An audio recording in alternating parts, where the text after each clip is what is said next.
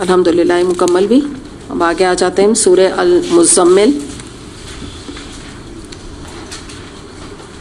بسم اللہ الرحمن الرحیم.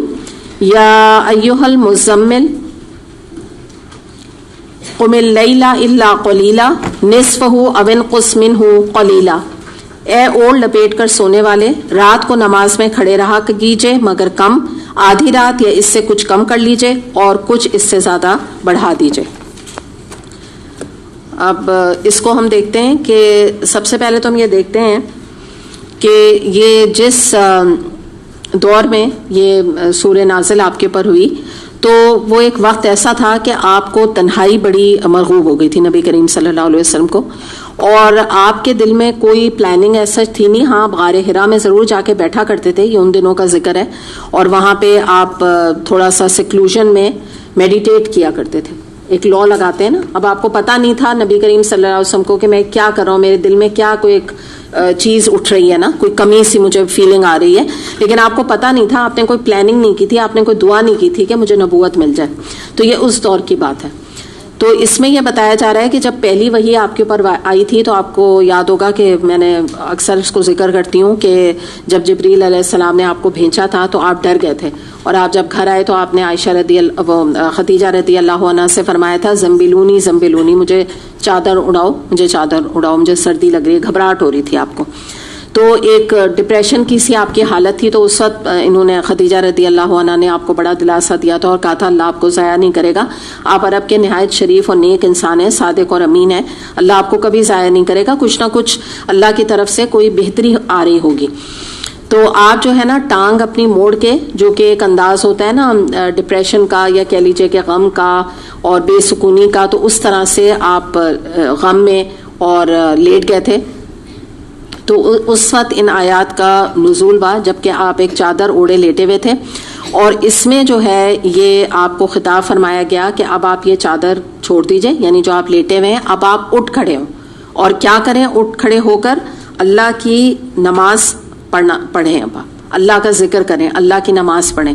تو اب آپ کھڑے ہو جائیے اور اس یہ ڈپریشن کے فیز سے، اس جو تکلیف کے فیز سے جو آپ کے اوپر ایک ڈپریشن کی کیفیت ہے، اس سے آپ نکل آئیے. اس کا ذکر یہاں پہ یہ پہلی آیت میں کیا جا رہا ہے. اور نماز کے بارے میں بتایا جا رہا ہے کہ مثال کے طور پہ یہاں جو ذکر کیا جا رہا ہے نا، تو مراد ہے کہ جیسے کچھ حصہ یہاں بتایا جا رہا ہے کہ آپ سو جائیے، کچھ حصہ رات کا جاگ لیجئے، اور کبھی اس میں کچھ تھوڑا بڑھا دیجئے. اس طرح سے نا مختلف اوقات نماز کے اس میں بتائے جا رہے ہیں. اچھا، تہجد جو ہے وہ ورڈ نکلا ہے ہجد سے، جس کا مطلب ہوتا ہے کہ سونا چھوڑ دینا. اور اس نماز کے بارے میں آتا ہے کہ نبی کریم صلی اللہ علیہ وسلم نے فرمایا کہ فرض نماز کے بعد افضل ترین نماز تہجد کی نماز ہے. اسے مسلم نے روایت کیا. اور دو تین باتیں اور اس نماز کے حوالے سے ہم دیکھ لیتے ہیں کہ عائشہ رضی اللہ عنہا سے روایت ہے کہ وہ فرماتی کہ ایک آدھ دفعہ مشکل سے ایسا ہوا کہ نبی کریم صلی اللہ علیہ وسلم کا بیماری کی وجہ سے تہجد کی نماز فوت ہو گئی. تو آپ نے دن میں بٹوین ظہر کی نماز سے اور فجر کی نماز کے بعد کا جو وقت بٹوین ٹائمنگز ہوتی ہے، اس میں آپ نے تقریباً 12 رکعت ادا کی. اور اس کے بارے میں یہ کہا جاتا ہے کہ آپ کی تہجد کی قائم مقام نماز ہو گئی تھی. ایک آدھ دفعہ ایسا ہوا ہے، ریئرلی جس کو کہتے ہیں. وجہ یہ تھی کہ ابھی آگے بھی ہم دیکھیں گے تو ہمیں اندازہ ہوگا کہ تہجد کی نماز آپ کے اوپر فرض کے لیول پہ تھی. آپ کے لیے وہ فرض تھی، ہاں امت کے لیے یہ نفل کہلاتی ہے، آج تک یہ نفل ہے.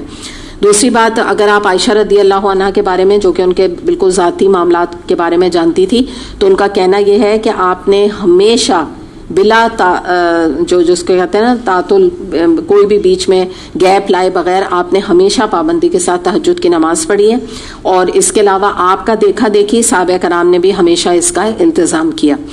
ترمذی میں حدیث آتی ہے کہ آپ صلی اللہ علیہ وسلم نے فرمایا کہ تم تہجد کی نماز پڑھا کرو، یعنی عام طور پہ آپ نے یہ بات کہی. ترمذی میں ایک حدیث آتی ہے، ابو امام باہلی رضی اللہ عنہ سے روایت ہے، نبی کریم صلی اللہ علیہ وسلم نے فرمایا اے لوگوں، تم لوگ تہجد کی نماز کو اپنے اوپر لازم کر لو، اس لیے کہ تم سے پہلے جو اللہ کے بندے گزرے ہیں ان کا یہی طریقہ رہا، اور یہ تمہارے رب سے قریب کرنے والی ہے، صغیرہ گناہوں کو مٹانے والی ہے، اور بڑے کبیرہ گناہوں سے روکنے والی ہے. تو یہ حقیقت ہے کہ یہ نماز جب انسان رات کے پہروں میں جب ادا کرتا ہے تو انسان کے گناہ اور معصیت کے کاموں سے انسان کے نفرت پیدا ہوتی ہے، قرب الہی نصیب ہوتا ہے، اللہ کی محبت نصیب ہوتی ہے، اللہ کی معرفت ملتی ہے۔ سب سے بڑی بات یہ ہے کہ یہ قبولیت جو دعا ہے اس کے لیے اس سے بہترین کوئی نماز نہیں۔ اگر کوئی بھی یہ کہے کہ مجھے فلاں حاجت ہے، مجھے فلاں مسئلہ ہے، مجھے کوئی دعا بتا دیں، تو بہت ساری دعائیں آپ کو ویسے تو مل جائیں گی مصنون دعا میں جو ریلیونٹ ہیں، لیکن اگر اس میں سے کوئی خاص بھی آپ کو دعا نہیں ملتی تو اس کا طریقہ کار یہ ہے کہ تہجد کے وقت کی دعا قبول ہوتی ہے، اس لیے اس وقت جو بھی دعا ہے وہ انسان کر سکتا ہے۔ جنید بغدادی کا آپ نے نام سنا ہوگا، بہت بڑے عالم گزرے ہیں۔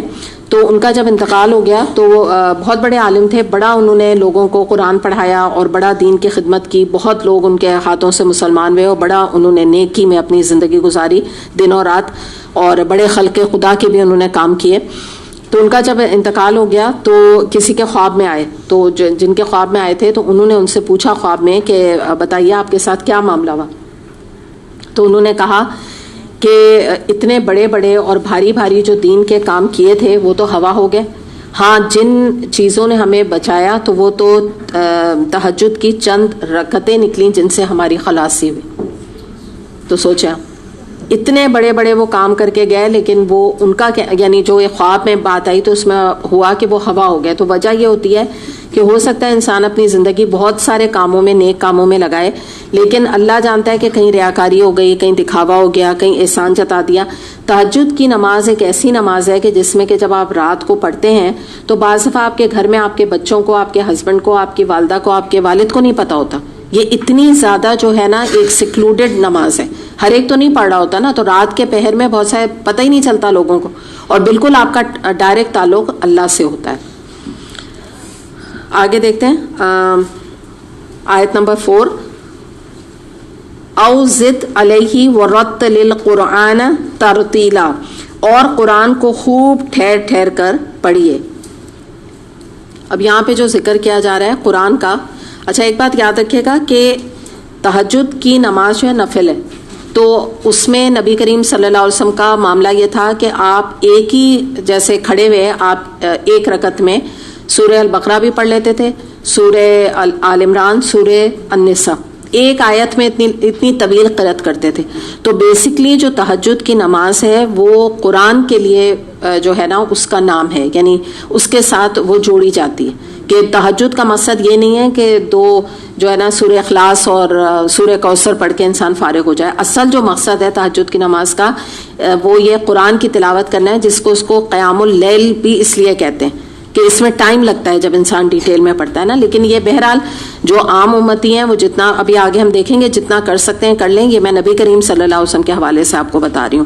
تو اب یہ بتایا گیا کہ آپ جو ہے نا قرآن کو ٹھہر ٹھہر کے پڑھیں۔ اب یہاں پہ نا ذکر اس کا نہیں کیا جا رہا ہے کہ آپ بیٹھ کے کہیں کونے میں قرآن ٹھہر ٹھہر کے پڑھیں، کس کا ذکر ہے؟ تہجد کی۔ اب کہنے کی ضرورت نہیں ہے، تہجد کی نماز کا ذکر ہے۔ اچھا اب یہاں پہ میں آپ کو نا قرأت کے یہاں جو ترتیل کا ذکر آیا تو قرأت کے میں 3 طریقے آپ کو بتاتی ہوں، وہ آپ دیکھ لیجئے۔ سب سے پہلے ہے ترتیل۔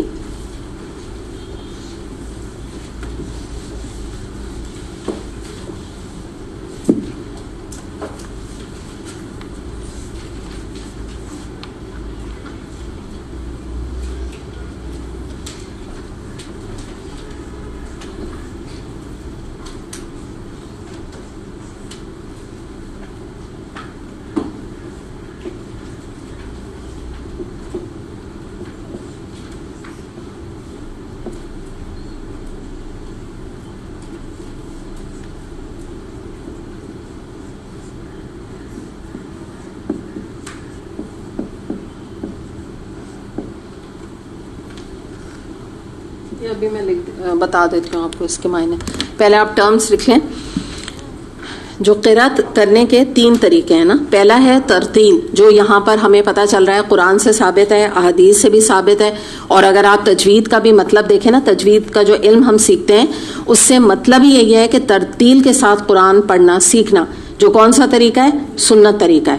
اچھا ترتیل کے معنی یہ ہوتے ہیں کہ ٹھہر ٹھہر کے آیات کے اوپر غور و فکر کر کے قرآن کی آیات کو پڑھنا یا اس کی تلاوت کرنا۔ تو اتنا ٹھہرنا ہے کہ اس کے اوپر غور و فکر بھی انسان کر لے، یعنی ظاہر اس کو مطلب آتا ہوگا تو غور و فکر کرے گا۔ پھر اس کے بعد سیکنڈ جو مطلب ہے وہ ہے حدر. حدر کا مطلب ہوتا ہے تیزی کے ساتھ بہنا, جیسے پانی تیزی سے بہتا ہے نا, یہ والی جو تلاوت ہے یہ تراویح میں کی جاتی ہے.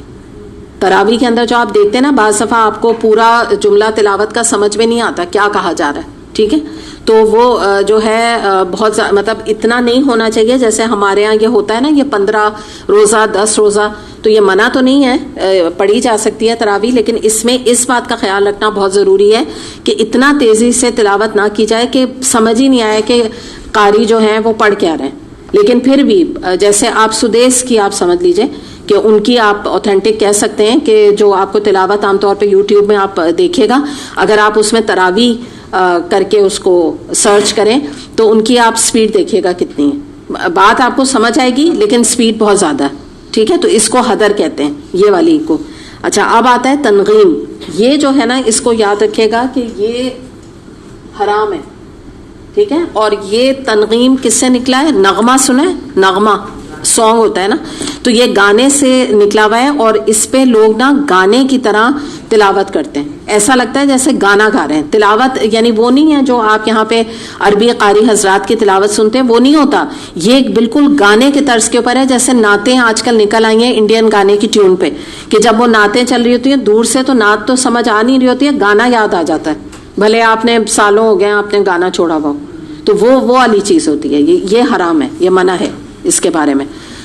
تو اب ہم دیکھتے ہیں کہ یہاں جو ذکر کیا گیا کہ آپ اس میں اچھی طرح سے ترتیل کے ساتھ قرآن پڑھیے, تو ام سلمہ رضی اللہ عنہا جو کہ آپ کی زوجہ تھیں, وہ فرماتی ہیں کہ آپ جب قرآن کی تلاوت کرتے یعنی نماز میں اور ویسے بھی, تو آپ کا ایک ایک لفظ واضح ہوتا, یعنی مراد یہ کہ بھرپور غنہ کرتے, جہاں قلقلہ آتا قلقلہ کرتے, جہاں وقف ہوتا وقف کرتے, مداد پورے ادا کرتے, غنہ واجب ہوتا وہ کرتے, جو بھی رولز ہوتے ہیں نا تجوید کے, تو ہر لفظ کے اوپر آپ ٹھہرتے.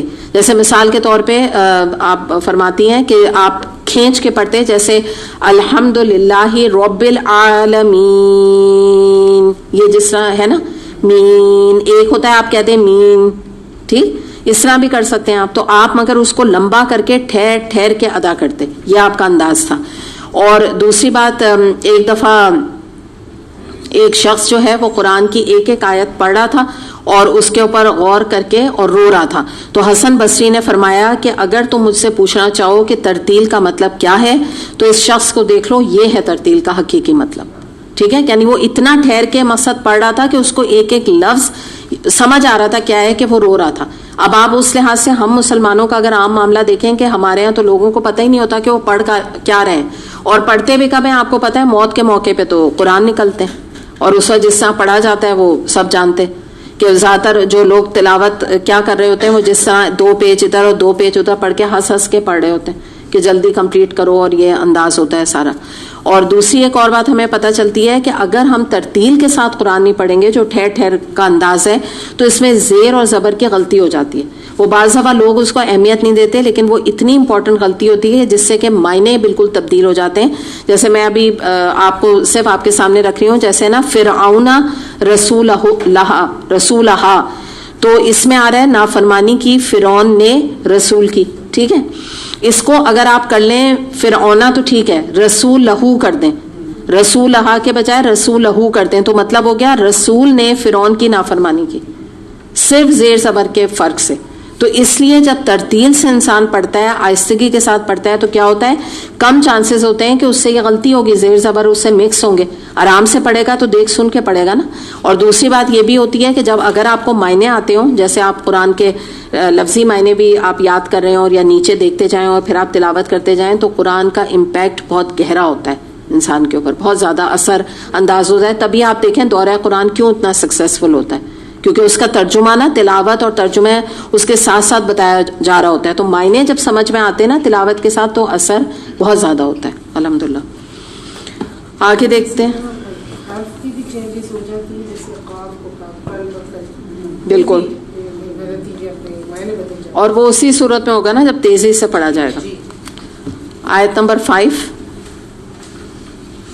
اِنَّا سَنُلْقِي عَلَيْكَ قَوْلًا ثَقِيلًا, ہم آپ پر ایک بھاری کلام نازل کرنے والے ہیں.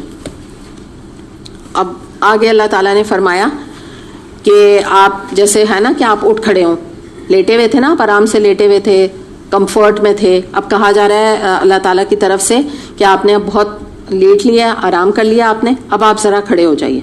اور کھڑے ہو کے آپ نے کیا کرنا ہے؟ بات کیا ہے کہ اب ہم آپ کو بہت بھاری ذمہ داری آپ کو دینے والے ہیں. اور وہ کیا تھی؟ نبوت کی ذمہ داری. اس کی طرف اشارہ کیا جا رہا ہے. اور اس کے بہت سارے معنی علماء نے کیے ہیں. یہ بھی اس کے معنی ہیں کہ قرآن کے جو احکامات اب آپ کو دیے جا رہے ہیں تو وہ اٹسیلف جو اس کے اندر احکامات ہیں یا فرائض ہیں ان کے اوپر عمل کوئی آسان کام نہیں ہے. اس کے حدود کی پابندی کرنا آسان کام نہیں ہے. اور پھر آگے بڑھ کر جب آپ اپنے اوپر عمل کر لیں گے ان آیات کے اوپر تو اس پیغام اور تبلیغ کو لے کے جب آپ اٹھیں گے تو وہ اندر ایک بہت بھاری کام ہے، بہت ہی بھاری ذمہ داری ہے جو آپ کے اوپر ڈلنے والی ہے. اس سے کچھ علماء نے سیکنڈ میننگ بھی لیے. وہ کیا ہے کہ جب آپ کے اوپر وحی کا نزول ہوتا تھا تو وہ وحی آپ کے جسم مبارک پر بہت بھاری پڑتی تھی، اور سردی کے دنوں میں بھی آپ کی پورا جسم پسینے میں شرابور ہو جاتا تھا. اتنا بوجھ آپ کی باڈی اور آپ کے دل کے اوپر پڑا کرتا تھا. تو دونوں ہی معنی پرٹیننٹ ہیں. اور میں نے جیسے آپ کو بتایا تھا کہ ابھی تھوڑی دیر پہلے کہ جو پہلی وحی جب آئی تھی تو آپ اتنا ڈر گئے تھے اور اتنا زیادہ آپ گھبرا کے گھر میں آئے، آپ کے پسینے نکل رہے تھے اور آپ نے کہا کہ مجھے جو ہے وہ چادر اڑاؤ، سردی بھی لگ رہی ہے، پسینے بھی آتے تھے، ایک عجیب سی کیفیت آپ کی ہو جاتی تھی. اس کے علاوہ ایک اور ہمیں واقعہ ملتا ہے. زید بن ثابت رضی اللہ عنہ کہتے ہیں کہ ایک مرتبہ نبی کریم صلی اللہ علیہ وسلم پر وحی اس حالت میں نازل ہوئی کہ آپ صلی اللہ علیہ وسلم اپنا زانو میرے زانو پہ رکھ کے بیٹھے ہوئے تھے. میری زانو پر اس وقت ایسا بوجھ پڑا کہ مجھے معلوم ہوتا تھا کہ میرے پیر کی ہڈیاں چٹک کے ٹوٹ جائیں گی. اور جیسے ہی وہی جو ہے ختم بھی آپ کے اوپر تو ایک دم سے وہ جو بوجھ تھا وہ ہٹ گیا. تو مطلب ایک صحابی ہیں، انہوں نے بھی اس کو تھوڑا بہت ایکسپیرینس کیا تھا کہ وہ کتنا بڑا سخت وقت آپ کے اوپر ہوتا تھا. دوسری بات اور بھی ہمیں پتہ چلتی ہے، بخاری اور مسلم میں حدیث آتی ہے کہ عائشہ رضی اللہ عنہا فرماتی ہیں کہ میں نے سخت سردی کے زمانے میں نبی کریم صلی اللہ علیہ وسلم پر وحی نازل ہوتے ہوئے دیکھی، اور اس کی نشانی یہ تھی کہ آپ کی پیشانی سے اس وقت پسینہ ٹپک رہا تھا. ایک اور حدیث آتی ہے مسند احمد میں جس میں ہمیں پتہ چلتا ہے کہ یہ بھی جو ہے ان سے روایت ہے عائشہ رضی اللہ عنہا سے. وہ فرماتی ہیں کہ جب آپ اونٹنی پر سوار ہوتے اور آپ کے اوپر وحی کا نزول ہوتا تو اونٹنی اپنا سینہ زمین پر ٹکا دیتی، اور اس وقت تک وہ حرکت نہیں کر سکتی تھی جب تک نزول وحی کا سلسلہ ختم نہ ہو جاتا. اتنا اس پہ بوجھ پڑتا تھا کہ وہ نیچے جو ہے نا لٹرلی گر جاتی تھی اور اٹھ ہی نہیں سکتی تھی وہ جب تک وحی ختم نہیں ہو جاتی. تو کچھ علماء نے یہ بھی بوجھ کا لیا ہے معنی کہ اللہ تعالیٰ فرما رہے ہیں کہ اب آپ کے اوپر ایک بہت بھاری بوجھ پڑنے والا ہے. لیکن جو دوسرے معنی ہیں وہ بھی بہت پرٹیننٹ ہیں. یعنی مراد یہی ہے کہ نبی کریم صلی اللہ علیہ وسلم کو خود اس قرآن پر عمل کرنے کے لیے بڑی ول پار درکار تھی. جیسے ایک عام انسان کو جب اس کلام کو، جب قرآن کو آپ نئے نئے دین پر آتے ہیں تو ہم پر بھی اگر ہم سب بھی اپنا ایک مشاہدہ کریں یا ایک اپنے آپ کو ماضی میں نوسٹیلجیا میں جا کے دیکھیں تو ہر ایک پر بوجھ پڑتا ہے. یاد رکھیے گا اس کا، قرآن کا. اور پڑھنے والے پر بھی کچھ حد تک بوجھ آتا ہے، عمل کرنے پہ بہت زیادہ بوجھ آتا ہے، اور پڑھانے والے پر بھی اس قرآن کا بہت بڑا بوجھ ہوتا ہے. یاد رکھیے گا اس کے کندھے جو ہے نا بھاری ہوتے ہیں. دوسری بات یہ ہوتی ہے کہ جب عملی میدان میں آپ قرآن پڑھنے کے بعد قدم رکھتے ہیں تو آپ کو اس راہ میں جو قربانیاں دینی پڑتی ہیں یا قربانی دینے کی جو ڈیمانڈ آتی ہے اللہ کی طرف سے تو وہ بھی بڑی بھاری پڑتی ہے. یہ آسان کام نہیں ہے. اللہ کا کلام پڑھنا، پھر اس پہ عمل کرنا، پھر اس کے مطابق اپنی زندگی کو مولڈ کرنا، تو یہ ساری چیزیں حقیقتاً جو نبی کریم صلی اللہ علیہ وسلم سے کہی جا رہی ہیں ایک عام انسان بھی اس کو ایکسپیرینس کرتا ہے. جو سچی بات ہے، اپنا تزکیہ کرتا ہے، اپنے اندر چینجز لاتا ہے. تو آسان کام تو نہیں ہوتا. کچھ چیزیں آپ کی مزاج کے خلاف ہوتی ہیں. کوئی یہاں پر آتا ہے اس نے کبھی جو ہے سر ہی نہیں کور کیا، آپ دیکھیں نا سلیو لیس پہنتا ہے، سر ہی کبھی کور نہیں کیا، قرآن کبھی کھول کے نہیں دیکھا اس نے، تجوید سے کبھی قرآن نہیں پڑھا، اور ایک دم سے وہ سر کور کرنے لگے، عبایا پہننا شروع کر دے، اس کے بعد قرآن کی تلاوت سیکھنے لگے، پھر قرآن پہ غور و فکر شروع کر دے. تو آپ یہ بتائیے اتنی ساری چیزیں مل کے ایک بھاری تو اس کے اوپر پڑ گئی نا. لیکن ظاہر ہے اللہ کی مدد ہے، جن کے درجے ہیں سوا ان کی مشکل ہے. جو اتنا بڑا چیلنج دیتا ہے تو پھر جنت بھی تو اسی کو ہی ملے گی نا انشاءاللہ. یہ مراد ہے یہاں پہ. چلیں آگے دیکھتے ہیں آیت نمبر 6 اور 7. اِنَّ نَاشِيَةَ اللَّيْلِ هِيَ أَشَدُّ وَطْئًا وَأَقْوَمُ قِيلًا إِنَّ لَكَ فِي النَّهَارِ سَبْحًا طَوِيلًا. در حقیقت رات کا اٹھنا نفس پر قابو پانے کے لیے بہت کارگر اور قرآن ٹھیک پڑھنے کے لیے زیادہ اچھا ایک رہ گیا، شروع کی آیت رہ گئی. ہم تم پر ایک بھاری کلام نازل کرنے والے ہیں، آیت نمبر 5 ہے. اور در حقیقت رات کا اٹھنا نفس پر قابو پانے کے لیے بہت کارگر ہے اور قرآن ٹھیک پڑھنے کے لیے زیادہ موزوں.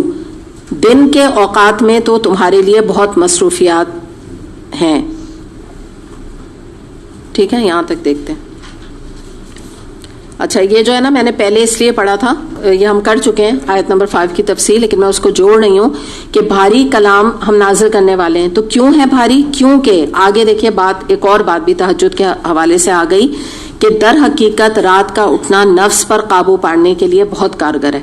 اب یہ جو ہے نا ناشیۃ اللیل، دیکھ رہے ہیں آپ لوگ ٹرم دیکھ رہے ہیں یا میں لکھ دوں اس سے؟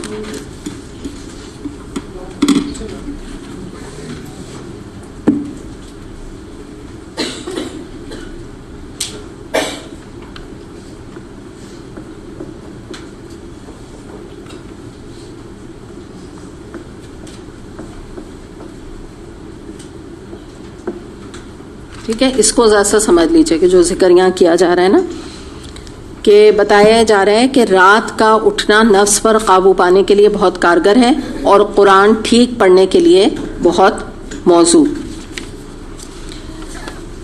تو اس کو پہلے ہم دیکھتے ہیں کہ جو یہاں پر بات آ رہی ہے وہ یہ ہے کہ رات کا اٹھنا، آپ یہ جملے کو بھی نوٹ کیجئے، ناشیۃ اللیل.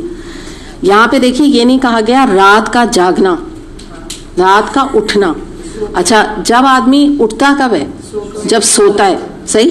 تو یہ میں اس لیے آپ کو ڈیٹیل بتا رہی ہوں کہ کچھ لوگ یہ کہتے ہیں، کچھ علماء بھی کہتے ہیں اور لوگ بھی کہتے ہیں کہ عشاء کے بعد جو بھی کوئی 2 رکعت نفل پڑھی جائے تو وہ تہجد کے اندر آتی.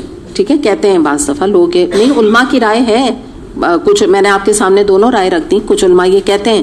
لیکن اگر آپ ڈائریکٹ قرآن کی آیات کے اوپر غور و فکر کریں تو آپ کو اندازہ ہوگا کہ یہاں ذکر کیا جا رہا ہے کہ رات کو سو کر اٹھنے پر یہ نماز تہجد کہلاتی. حجادہ کا مطلب یہی ہے کہ اٹھنا، سو کر اٹھنا بیچ میں. تو اس طرح ہمیں یہ پتہ چلتا ہے کہ عائشہ رضی اللہ عنہا کی بھی رائے ہے اس کے بارے میں کہ ناشیۃ اللیل سے یہ دلیل ملتی ہے کہ رات کو سو کر اٹھنے پر تہجد کی نماز بنتی ہے، یعنی ہوتی ہے، واقع ہوتی ہے. اور دوسری بات یہ ہے کہ یہی طریقہ افضل ہے نماز پڑھنے کا اور یہی سنت سے ثابت ہے. دوسری بات یہ ہے کہ ایک اور بات جو ہمیں یہاں پتہ چل رہی ہے نا، آگے آپ یہ دیکھیں کہ یہ جو یہاں بات آ رہی ہے نا، ادھر قرآن ٹھیک پڑھنے کے لیے زیادہ موضوع ہے، یہ جو ذکر کیا جا رہا ہے. تو آپ یہ دیکھیں، ہم یہ کہیں گے نا قرآن پڑھنے، یہاں شاید ذکر کیا جا رہا ہے قرآن پڑھنے، تلاوت کرنے، یہ نہیں، میں نے آپ کو پہلے بھی بتایا تھا تہجد کی نماز میں قرآن پڑھنے کا ذکر ہے.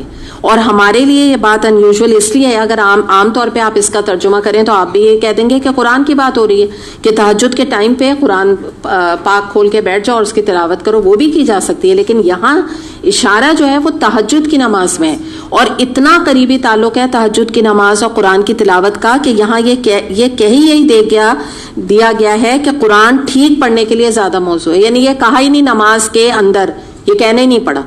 اس حد تک جو ہے نا ہمیں یہاں پہ پتہ چل رہا ہے. اور ایک اور بات جو یہ پتہ چل رہی ہے وہ یہ ہے کہ یہ جو یہاں پر بات آ رہی ہے نا کہ نفس پر قابو پانے کے لیے بڑا مؤثر ہے یہ ٹائم، تو واقعی یہ بات ہوتی ہے کہ رات کی تنہائی میں تہجد کے ٹائم پر جب یہ قرآن کی آپ تلاوت کریں نماز کے دوران تو قرآن کا جو فہم ہے وہ دل میں اترتا ہے، اللہ کی معرفت نصیب ہوتی ہے اور زیادہ جو ہے دل حاضر ہوتا ہے. ہم اندازہ لگا سکتے ہیں تہجد کا وقت بڑا سکون کا وقت ہوتا ہے، وہ جو ٹائم ہوتا ہے گھر میں بڑا جو ہے کوئی ڈسٹربنس نہیں ہوتی، کوئی شور موبائل کا نہیں ہوتا، کوئی لائٹیں بہت کھلی ہوئی نہیں ہوتی ہیں، بڑا ہی عبادت کے لیے بڑا موزوں وقت ہوتا ہے. اس کا ذکر یہاں پہ کیا گیا. دوسری بات جو یہاں پر آ رہی ہے نا، یہ جو ٹرم آ رہی ہے اشد وطئن، یہ جو ہے نا نفس پر قابو پانا، تو اس کا جو ذکر ہے مراد یہ ہے کہ نفس پہ قابو کیسے پانا، کہ تہجد کی نماز دراصل ایک مجاہدہ ہے. جہاد آدمی کرتا ہے نا تو یہ مجاہدہ ہے جو تہجد کی نماز پڑھے، کیونکہ اس سے یہ علماء کا بھی کہنا ہے اور یہاں بھی ہمیں پتہ چل رہا ہے کہ نفس کو دبانے میں بہت اہم رول ادا کرتا ہے. یعنی اگر آپ سے کوئی عمل نہیں ہو رہا تو آپ تہجد کی نماز پڑھیں تو آپ کو اپنے نفس کے اوپر قابو پانا بہت آسان ہو جائے گا. جو چیز آپ چھوڑنا چاہتے ہیں بری اور جو اچھا کام کرنا چاہتے ہیں تو تہجد کی نماز کا اہتمام شروع کر دیں. دعا تو آپ مانگیں گی لیکن اس نماز کی برکت سے جو ہے وہ گناہ آپ سے چھوٹ جائیں گے. یہ علماء کا کہنا ہے باقاعدہ, اور قرآن بھی ہمیں گائیڈ لائن دے رہا ہے. اس کے علاوہ یہ ہے کہ یہ جو نماز ہے یہ گناہوں سے بچاتی ہے. تہجد کا قرآن دل میں اترتا ہے. دوسری بات یہ کہ دعا جو ہے وہ سیدھی اللہ تک پہنچتی ہے, کیونکہ وہ حدیث کے مطابق اللہ تعالیٰ ہر رات آسمان دنیا پہ تشریف لاتے ہیں اور فرماتے ہیں کہ ہے کوئی جو مجھ سے استغفار کرے تو میں اسے معاف کروں, کوئی مجھ سے اپنی حاجت طلب کرے تو میں اسے دے دوں. تو دعا کے لیے بھی وقت بڑا یہ موضوع ہے. تو اس طرح سے جب انسان جو ہے وہ اللہ کے لیے رات کو اس طرح سے اٹھتا ہے اور اللہ کی عبادت کرتا ہے تو بہت ہی اچھے اس کی اپنی باڈی پر اور اس کے روح کے اوپر اس کے اثرات بہت اچھے ہوتے ہیں. یعنی اگر آپ دین میں مضبوطی چاہتے ہیں, ایمان میں مضبوطی چاہتے ہیں, اپنی ہدایت کو بڑھانا چاہتے ہیں تو یہ ٹپ ہے تہجد کی نماز پڑھنا. اس کے علاوہ یہ جو یہاں ہے نا اقوم قیلا, یہ جو بات آ رہی ہے نا آیت نمبر 6 میں جو ہم نے پڑھی نا ابھی, یہ یہاں سے آ رہی ہے وَتْعُں وَأَقْوَمُ قِيلًا, قرآن ٹھیک پڑھنے کے لیے موضوع ہے. یہ جو بات آ رہی ہے نا اس کے بارے میں یہ بھی آتا ہے, یہ ہے ان کا ابن عباس رضی اللہ عنہ کا قول ہے. وہ فرماتے ہیں کہ تہجد کا وقت اس بات کے لیے بہت زیادہ موضوع ہے کہ انسان قرآن کے اوپر غور و خوض کرے. اسے ابو داؤد نے روایت کیا. یعنی ان جنرل بھی اگر آپ قرآن, یعنی یہ تو آپ پڑھیں ڈیٹیل میں تلاوت کریں یہ اس کی آیات کی, قرآن آپ کوئی ہاتھ میں لے لیں, کوئی پارے ہاتھ میں لے لیں, اس سے آپ تلاوت کر لیں اگر آپ کو اتنا پورا قرآن ظاہر یاد نہیں کسی کو. اور دوسری بات بھی قرآن کی تفسیر پڑھنا یا اس کے معنی کے اوپر غور و فکر کرنا یا اس کی ڈیپتھ میں جانا. جیسے یہاں پہ ہم قرآن کے آیات کے اوپر غور و فکر کرتے ہیں تو یہاں فرمایا جا رہا ہے ان کے مطابق کہ یہ وقت بہترین ہے, اور قرآن میں بھی یہ بات آ رہی ہے کہ بہت زیادہ امپیکٹ آپ کے دل پر قرآن کا ہوگا. آپ کو بہت زیادہ ڈیپتھ میں معنی سمجھ آئیں گے. ایک ہی آیت کے کچھ 6 معنی آپ کو اس وقت سمجھ آ جائیں گے. اللہ کا یہ خاص اس وقت جو ہے نا وہ دماغ پہ اور دل پہ نزول ہوتا ہے قرآن کا. ابن عباس سے روایت ہے کہ فرماتے ہیں کہ میں ایک دفعہ نبی کریم صلی اللہ علیہ وسلم کے پاس گیا تو آپ تہجد کی نماز پڑھ رہے تھے اور آپ کے سینے سے اس طرح آواز نکل رہی تھی جیسے پکتی ہوئی ہنڈیا سے آواز نکلتی ہے. مشکات نے اسے روایت کیا. یعنی کیا تھا, آپ رو رہے تھے نماز میں نا, اتنا زیادہ آپ کے اوپر اثر تھا. دوسری بات آپ صلی اللہ علیہ وسلم کے بارے میں بخاری میں آتا ہے کہ آپ تہجد کی نماز میں اتنا لمبا قیام کیا کرتے تھے, اتنی مشقت اٹھاتے تھے کہ آپ کے پیر سوج جاتے. تو صحابہ کرام فرمایا کرتے تھے آپ سے کہ آپ کے لیے تو جنت ہے اور آپ کے استغفار کا وعدہ ہے, آپ کے لیے جنت کا وعدہ ہے, تو آپ اتنی کیوں جو ہے وہ تکلیف اٹھاتے ہیں. تو آپ صلی اللہ علیہ وسلم فرمایا کرتے تو کیا میں اپنے رب کا شکر گزار بندہ نہ بنوں. تو یہ آپ کا تہجد کا روٹین تھا جو ہمیں پتہ چل رہا ہے. اور دوسری بات ظاہر ہے یہاں پر جو ہے کہ جو بھاری پہلے بھی جو ذکر یہاں پہ کیا گیا نا کہ نفس پر قابو پانے کے لیے بہت امپورٹنٹ ہے یہ. تو واقعی یہ والی بات ہے کہ جو تہجد کی نماز اٹ سیلف نفس پہ قابو پانے کے لیے بڑی امپورٹنٹ کارگر ہے. مطلب جو تہجد پڑھ لے گا نا وہ پھر اور بھی دین کے بہت سارے کام کر جاتا ہے. وجہ کیا ہوتی ہے کہ نیند کو توڑ کے اٹھنا آسان کام نہیں. لوگ تو فجر نہیں پڑھتے نا, فجر قضا کر دیتے ہیں, تو کہاں اس نماز میں جو ہے اٹھ کے نماز کو ادا کرنا. تو ایسے موقع پر ظاہر سی بات ہے نفس کے اوپر یہ چیز بڑی بھاری پڑتی ہے. اور اگر اس کی پریکٹس انسان کو ہو جائے تو باقی اور جو اللہ کے یعنی کرم سے ظاہر ہے اللہ کی مدد سے پھر اور دوسرے جو احکامات ہیں وہ آسان لگنے لگتے ہیں الحمدللہ. دوسری ایک اور بات بتا دوں کہ اگر کوئی انسان کو تکلیفیں ہیں, کوئی آزمائشیں ہیں, کوئی آپ کے دل کی حاجتیں ہیں, کوئی آپ کو پریشانیاں ہیں, تو یہ بہترین وقت ہے کہ اس وقت اللہ کے سامنے رو رو کے گڑ گڑا کے اللہ سے اپنی حاجتوں کے لیے آپ دعا کر سکتے ہیں. اگر آپ کو اپنے پرانے گناہوں کا احساس ہے اور وہ گلٹ آپ سے ختم نہیں ہوتا تو اچھی بات نہیں ہے گلٹی حالت میں رہنا. اللہ کے آگے سجدے میں گر جائیں اور اللہ سے کہیں اللہ تعالیٰ بس آپ میری معافی کریں, میں تب سجدے سے اٹھوں. ایسی اللہ سے دعا کریں آپ, اللہ انشاءاللہ معاف کرنے والا ہے. تو اس وقت جو ہے نا آپ گڑ گڑا کے اپنی گناہوں سے بھی خلاصی حاصل کر سکتے ہیں. آپ کے نامہ اعمال سے ڈیلیٹ ہو جائیں گے آپ کے پرانے گناہ, مگر شرط یاد رکھیے گا کہ دوبارہ اس کا اعادہ نہ کریں, پوری ممکن اپنی کوشش کریں. دوسری بات یہ ہے کہ دل کو بڑا سکون ملتا ہے. جن کو اینزائٹی کا مرض ہے, ڈپریشن کا مرض ہے, یا کوئی ایسی بڑی کوئی بیماریاں ہیں جس کی وجہ سے وہ غمزدہ رہتے ہیں, پریشان رہتے ہیں, کوئی حل نہیں ہے بیماریوں کا, تو وہ وقت ایسا ہے کہ اللہ کے حضور آپ اپنی بیماری کی شفا کی تو دعا کریں, سکون قلب کی بھی دعا کریں. کہ اللہ میرے دل کو سکون دے دے. جیسے مثال کے طور پہ بعض لوگوں سے جو مسائل کوئی اتنے بڑے نہیں ہوتے, ہینڈل نہیں ہوتے, گھبراہٹ ہوتی ہے, بات بات پہ گھبرا جاتے ہیں, بات بات میں پریشان رہتے ہیں, تو اپنی طبیعت میں کامنس لانے کے لیے بھی نماز بڑی کارگر ثابت ہوتی ہے. آپ کی طبیعت جو ہے نا وہ کمپوز اور کام ہو جاتی ہے, پرسکون طبیعت کا حامل انسان ہو جاتا ہے جو تہجد کی نماز کا التزام کرتا ہے. دوسری بڑی امپورٹنٹ بات یہاں بتائی گئی کہ آگے دیکھیے اس میں جو بات آ رہی ہے نا, آگے آیت نمبر ہے 8 ہے, چلے پھر 8 ہی پوری وہ سے آگے کر لیتے ہیں, پھر اس کی تفسیر کرتی ہوں میں. آیت نمبر 8 اینڈ 9, 10, 11 کا مضمون بدل رہا ہے. پہلے آیت نمبر 8 دیکھ لیتے ہیں.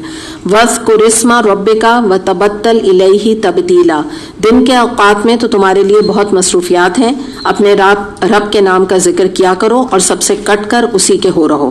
یعنی مراد یہ ہے کہ اللہ تعالیٰ نے فرمایا کہ دیکھو دن میں تو اللہ جانتا ہے کہ تمہاری معاش بھی ہے, تعلیم بھی ہے, تمہاری اپنی بھی, بچوں کی بھی, شوہر رزق کمانے باہر جاتے ہیں, نوکری ہے, روزی ہے, عورتیں گھر کھانا پکانے کا کام کرتی ہیں, دنیا چلاتی ہیں, کوئی عورتیں بزنس کرتی ہیں, کوئی ٹیچنگ کرتی ہیں, کوئی جابس کرتی ہیں.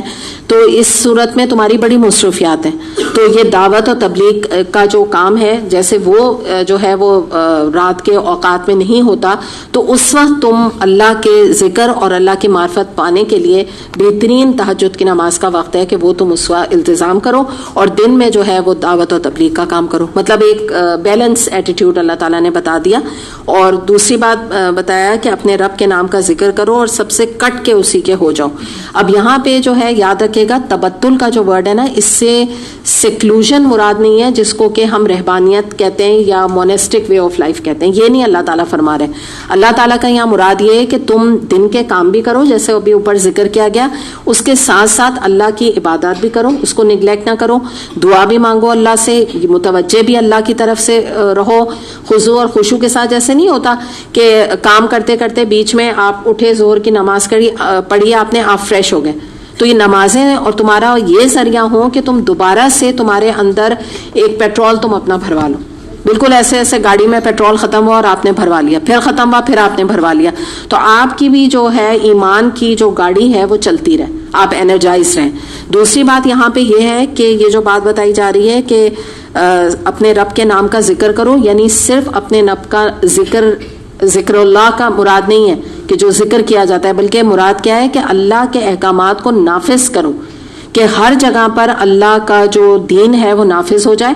اور اللہ یہ جو یہاں پر بتایا جا رہا ہے نا کہ سب سے کٹ کے اللہ سے جڑ جاؤ, یعنی مراد یہ ہے کہ کٹنے سے مراد ان کو قطع رحمی نہیں ہے یا ان کو چھوڑو نہیں, ان کے ساتھ رہ کے اللہ سے ایسے جڑے رہو کہ لگے کہ تم حقیقتاً اللہ کے بندے ہو, تم ان کے فلاں کے بندے نہیں ہو, تم ان کے بندے نہیں ہو, تم کس کے ہو, اللہ کے بندے ہو. تو لگے کہ تم جو ہو سب سے کٹ کر مان کس کی رہے ہو, اللہ کی. ایسا نہ لگے کہ تم یعنی جو خراب مجلس ہیں, اللہ کی نافرمانی والے بندے, ان کے ساتھ نہ جڑ کے بیٹھ جاؤ. مراد یہ ہے اپنا ایک الگ جو تمہارا پوائنٹ آف ویو ہے اس کے حساب سے تم اپنی زندگی گزارو, کہ لگے کہ تم اللہ ہی کے بندے ہو, اللہ سے جڑے ہوئے ہو. دوسری بات یہ کہ نماز پڑھ لو, اس کے بعد بھی اللہ کا ذکر کرو, اٹھتے بیٹھتے اللہ کا نام لیا کرو, باطنی طور پہ, قلبی طور پہ, ذہنی طور پہ تمہارا دل اللہ کے ساتھ اٹیچڈ ہو, تمہارا پیوٹ جو ہے وہ اللہ کے ساتھ ہو. تو یہ ایک نا روحانی کیفیت ہے جو ہمیں اپنے اندر ڈیولپ کرنے کے لیے کہا جا رہا ہے. ظاہر ہے اٹس ناٹ دیٹ ایزی, یہ آسان کام نہیں ہے, کیونکہ عام انسانوں کا معاملہ یہ ہوتا ہے جب لوگوں میں ہوتے ہیں تو وہ لوگوں کے ہوتے ہیں, لوگ ہنسی مذاق کر رہے ہیں وہ بھی کر رہے ہوتے ہیں, لوگ جو ہے اگر کوئی غلط بات کر رہے ہوتے ہیں بعض دفعہ لوگ انہی کے کہنے میں خود بھی غلط باتوں میں لگ جاتے ہیں, ماحول جب خراب ہوتا ہے تو ویسے ہی ہو جاتے ہیں. تو ظاہر ہے یہ ایک روحانی اسٹیٹ ہے, اس پر تو جب انسان اس پر فائز ہو جاتا ہے تو وہ مجلس میں بھی ہوتا ہے لیکن اس کا دل کس کے ساتھ جڑا ہوا ہوتا ہے, اللہ کے ساتھ. یہ چند ہی لوگوں کو نصیب ہوتا ہے, ہر ایک کو نہیں ہوتی ہے کیفیت ہونا نا. یا یہ کہ کہیں مثال کے طور پہ وہ گئے اور وہاں پہ کوئی اللہ کی نافرمانی کا کام ہو رہا ہے تو ان سے دیکھا نہیں جاتا, ان کو اتنی شدید تکلیف ہوتی ہے کہ وہ اس جگہ کو چھوڑ کر ان کو جانا پڑتا ہے. بعض دفعہ لوگ کیا کہتے ہیں کہ بھئی ابھی ہم شادی میں آ گئے, بیاہ میں آ گئے, اب یہاں میوزک چلا ہے, اب کیسے ہم جو ہے نا چھوڑ کے چلے جائیں, کیسے ہم کہہ دیں کہ یہاں میوزک ہو رہا ہے ہم چلے جائیں. یہ جو چیز ہوتی ہے نا، وجہ کیا ہے، ان کا تعلق نا اللہ سے جو ہے وہ جڑے نہیں ہے نا. یہ کہا جانا کٹ جاؤ سب سے. تو اب وہ کیا کر رہے ہیں، وہ کہہ رہے ہیں نہیں نہیں کیسے مروت میں بیٹھے ہوئے. لیکن اگر کوئی اللہ والا ہوگا اور وہ کسی غلط جگہ پہ پھنس گیا ہے، ایسی جگہ پہ وہ وہاں بیٹھ نہیں سکتا. وہ اللہ کی نافرمانی دیکھ ہی نہیں سکتا. وہ اٹھے گا اور چلتا بنے گا. ہوتا ہے نا ایسا، آپ نے سنا ہوگا عالموں کے بارے میں ایسے کہ وہ جو ہے وہ انٹر نہیں ہوتے. مجھے کسی نے بتایا تھا کہ ایک جگہ پہ وہ کوئی، میں جانتی ہوں ان کو، عالم کو، تو انہوں نے ان کو بتایا کہ کسی نے ان کو انوائٹ کیا تھا نکاح پڑھانے کے لیے، مرد تھے. تو وہ جب انٹر ہوئے اس ہال میں تو میوزک کی باہر آواز آ رہی تھی. تو انہوں نے وہیں پر کھڑے، وہ واپس مڑ گئے. تو انہوں نے وہ جو ان کے لڑکی کے والد تھے تو وہ روکنے لگے کہ نہیں آپ آئیے کیا ہو گیا، کیا بات بری. انہوں نے کہا نہیں میوزک چل رہا ہے، سوال میں انٹر ہی نہیں ہو سکتا ایسی اللہ کی معصیت اور نافرمانی والی جگہ. تو وہ آگے چلے جا رہے ہیں، وہ پیچھے ان کے چلے جا رہے ہیں. پھر انہوں نے ان کو روک کے پہلے میوزک بند کرایا. انہوں نے کہا اچھا اگر میں بند کرا دوں تو آپ پڑھا دیں گے نکاح؟ انہوں نے کہا بالکل آپ بند کرائیں گے اور اس کے بعد بھی نہیں کھلے گا یہ میوزک، تب میں آ کے نکاح پڑھاؤں. تو انہوں نے اس کے بعد میوزک بند کرایا، وہ پھر اندر آئے، انہوں نے نکاح پڑھایا. تو یہ اس طرح کی جو کیفیت ہوتی ہے نا، تو وہ جب آپ اللہ کے ساتھ جڑے ہوئے ہوں اور مخلوق کے ساتھ کٹے ہوئے ہوں تو اس وقت حاضر دماغی ایسے لوگوں کی ہوتی ہے. لیکن اگر یہ کیفیت نہ ہو نا تو انسان اوورویلمڈ ہو جاتا ہے. آلدو دل میں بڑا تقویٰ ہو لیکن وہ اوورویلمڈ ہو کے جو وہاں ہو رہا ہوتا ہے تو وہ اسی کو ایکنالج کرنے لگ جاتا ہے. کہتا ہے ہاں کیا کریں، اب مجبوری، ان کی مجبوری، اب میں آئی گیا، اب میں کیسے کہوں، یہ والی کیفیت ہو جاتی ہے. تو یہ جو کیفیت ہے ظاہر ہے جو اللہ تعالیٰ جو بات کہہ رہے ہیں تو یہ بڑی نصیبوں والوں کو نصیب ہوتی ہے ایسی کیفیت. تو اسی کا ذکر یہاں کیا گیا کہ یعنی مراد کیا ہے کہ تمہاری نیت حقیقتاً میں اللہ کو راضی کرنا ہو. یعنی ایک اور لفظوں میں آپ بات، اس والی گہرائی بہت ہے اس آیت میں نا، تو اس کو آپ سمجھ لیجئے کہ تمہاری اپنی نفس پرستی نہ ہو، لوگوں کی رضا کے اوپر نہ جیو، اللہ کی رضا کے مطابق اپنی زندگی گزارو.